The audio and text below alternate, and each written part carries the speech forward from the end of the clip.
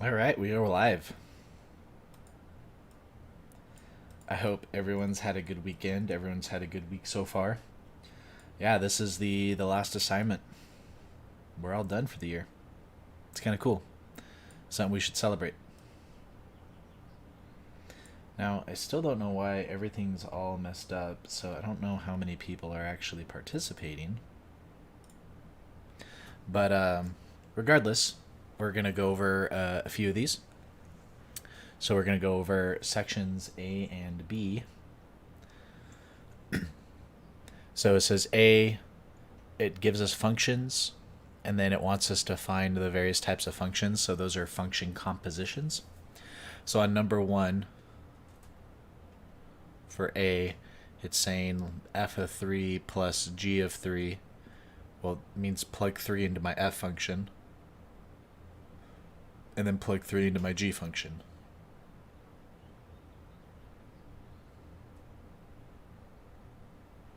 And then we have our values there. For number 3, the w f of negative 2, this is saying plug negative 2 into your f function. So that's going to be, so f of negative 2 is 8 times negative 2 plus 2. So negative 16 plus 2, which is negative 14. And then we're plugging that negative 14 into w. So that would be the square root of 2 times negative 14, which is square root of negative 28, which we can reduce that and leave it in terms of I. And so that would be 2 root 7I. And the I is not in the square root. I know it looks like it because of the box, but the I is not in the square root. The square root should end before the I. So that's part A. Any other questions with part A?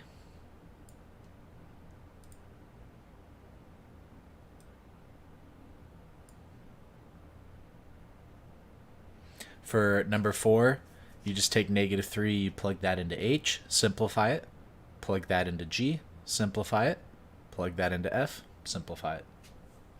You're going to get some fractions, but that's okay. All right. Now let's go over part B. So it says describe the transformation. Now, the transformations that we know of are going to be in this form. And then there's a value that's in front, right? So this is the generic function, but we've seen it in like applicable functions like x minus h squared plus k, or the absolute value of x minus h plus k, or x minus h cubed plus k.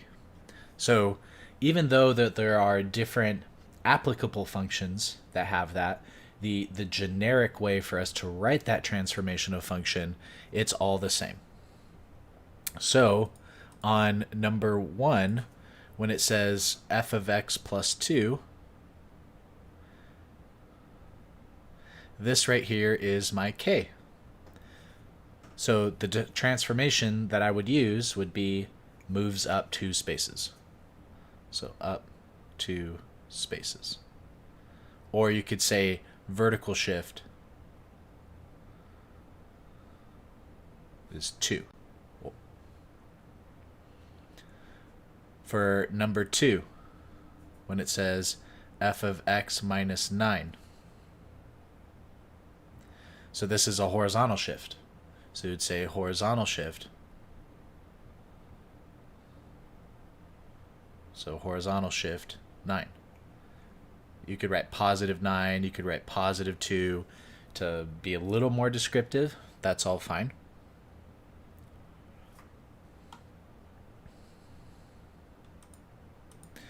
Now, on problems like,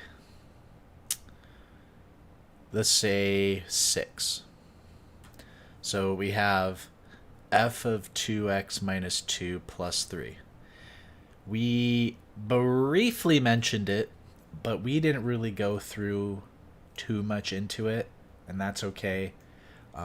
We talk about it a lot more in precalculus, but this value in front of our function, that was the vertical stretching and shrinking. So the vertical stretching and shrinking. This value here is the horizontal stretching and shrinking. So, and it has almost like an inverse effect. We said that if this value in front here, if it was bigger than 1, it stretched. If it was less than 1, it shrank. Well, it's opposite for the horizontal. If it's greater than 1, it actually it gives it like this. If we think about it, it gives it a shrinking, and then it's going to stretch it horizontally. We go into the reasons why, and the main reason has to be that if I say x versus 2x, right, and I think of those as values that I'm plugging in, well, if these are the values that I'm plugging in, my x values are going to get twice. I need to have twice as less x values to get the same value. So for example, if I wanted an x value of 2, well, if I wanted to still get the x value of 2 here, I only need to plug in 1. So instead of plugging in 2 to get that same value, I just need to plug in 1 to get that value. So it actually shrank it by a factor of 1 to get that same value that I was looking for. And likewise, if I compared that to 1/2 x, to get that same value of 2, well, now it's going to have to be 4, because 4 times 1/2 gives me that 2. So that's why it's going to give it that, it's going to look like I'm actually stretching it horizontally. So that's basically what that value does there. Good question. When it comes to the negatives, we know that if the negative's in front, we know that that's a reflection over the x-axis. If there's a negative in front of the x, that's actually, so if it was f of negative x, that's a reflection over the y. So yeah, so the negative in front of the x causes it to be a reflection over the y-axis. And the main reason is, if, and this one I'll go over to visually, if I say f of x and I'm comparing that to f of negative x, well, I'm taking all of my x values and making them negative, or I'm taking all of my negative values and making them positive. So my once positive x value now becomes a negative, and then my once negative x value becomes a positive. So the flip that's occurring is actually going to be over the y-axis. So going back to this problem here, and I'll write it in purple, I would say that and there's one more little thing. It's a formatting thing. So let me erase it because I'm going to need more room.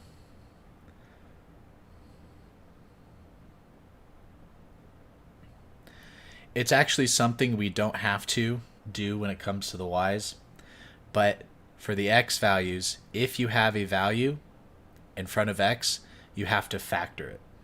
So I would write this as f of 2 times x minus 1. So whatever it is, you have to kind of like factor it as the input. Otherwise, if we're talking about in terms of it being the opposite, I would say that I do have a horizontal shift by 2, but because of that 2 in front, it reduces it by a factor of 2. So you'd take that 2 and divide it by 2, and so you would actually only have a horizontal shift of 1. Versus if I factored out that 2 now, and it's in that correct format, now I could just say horizontal shift of 1, vertical shift of 3, and then this right here is going to be a horizontal shrink factor of 2.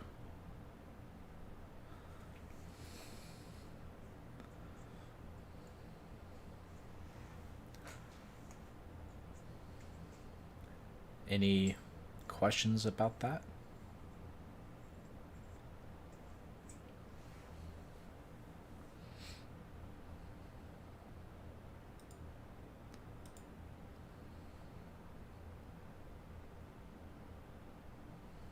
I know it's weird. It is weird, and I didn't really talk about it too much in class, but it's just going to make pre-calc a little easier. That's why I included it into this. But let's look at number 7. I think number 7 is the big doozy here. If you can do number 7, you can perform any transformation on any function. It doesn't matter which is what. So we have negative 2 f of negative 2x plus 2 minus 4. So I want to write that. I want to rewrite it, I should say. So I'm going to say negative 2f, and then I'm going to factor out that negative 2. So negative 2, parentheses, and then now I'm going to get x minus 1 minus 4. So I factored out the negative 2 from both of those because the 2 will affect my horizontal shift, and then the negative will affect my horizontal shift because you're going to do the shift and then it's going to get reflected. So if you just factor out the negative 2, it kind of takes care of that premise for you. So now analyzing every single piece, I have a reflection over the over the x. Here, I have a vertical stretch. Vertical stretch. Factor of 2.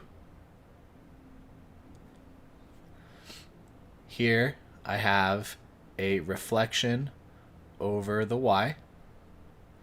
Here, I have a horizontal shrink by a factor of 2. Here I have a horizontal shift, horizontal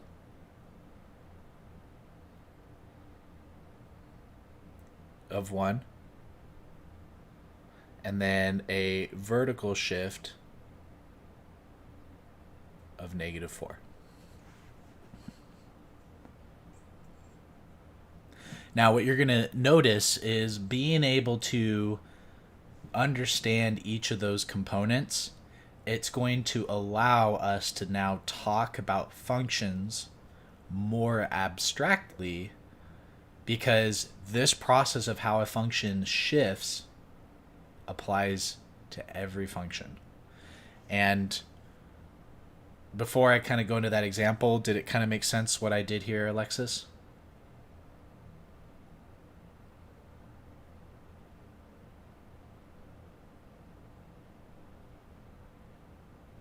Great. So even when, if I said f of x equals, x squared plus 7x plus 6. And I know what the picture... My dog's laying on the floor and it just stretched. But, and I have this function here. I could...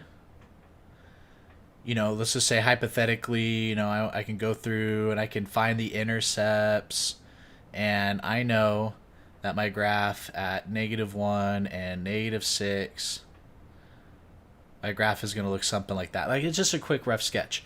If I said f of x minus 2, immediately I can just assume everything is shifting over 2 spaces. So this entire graph is going to shift over 2 spaces. Every value would shift over 2 spaces. So instead of writing the whole function here in which I'm shifting over everything 2 spaces, if I just said f of x minus 2 like this, I'm taking my entire function and shifting it over. So it just allows us to think more abstractly. It allows us to take a larger algebraic mess, look at it just in terms of function notation, and then be able to do things with it. So, cool. Well, I just wanted to focus on sections A and B this time around, and I'll go over sections C and D on Monday. But before we're done here, are there any of the other ones, either A and B, that you'd like me to go over?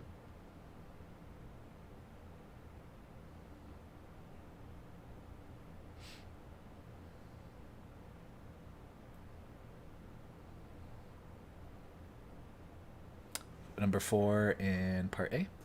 Great. So on number 4, we have f of g of h of negative 3. So this just says take negative 3 and plug it into h. So h of negative 3 is 4 to the negative third, which is 1 over 4 to the third, which is 1 over 64. So I'm going to take 64. So instead of h of negative 3, now it's just 1 over 64. And so now I want to take the 1 over 64 and plug that into g. So then that's going to give me 1 over 64 squared minus 4 times 1 over 64. So I'm going to take that and plug that into my f function. So that's going to be 8 times whatever that is, and then plus 2. And so just use a calculator. I'd say using a calculator would probably be the easiest means of doing that.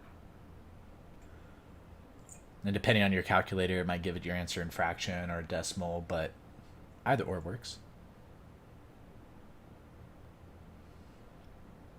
Did that help?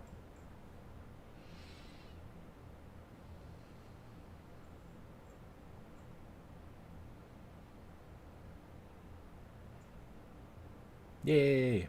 Great. Any other questions?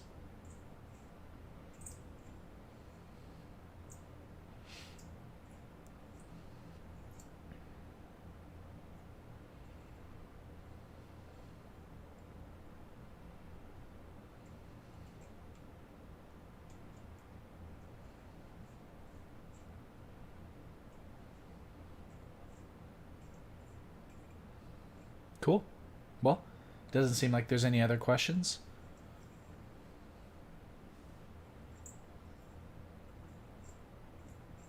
Okay. Well, if you do run across anything from either sections A or B, just go ahead and send me a message in Discord. I have no problem answering it. Other than that, thank you for showing up, and have a great weekend. So there's not going to be any stream tomorrow, but next week, Monday, Tuesday, Wednesday, or Monday, Tuesday, Thursday, or whatever it is. Like, I'll look at the schedule and my meetings and stuff. But we should be able to stream 3 days next week. And for at least Monday of next week, 100% I'm going over sections C and D. So go ahead and take a look at those and do your best on it and come with some questions.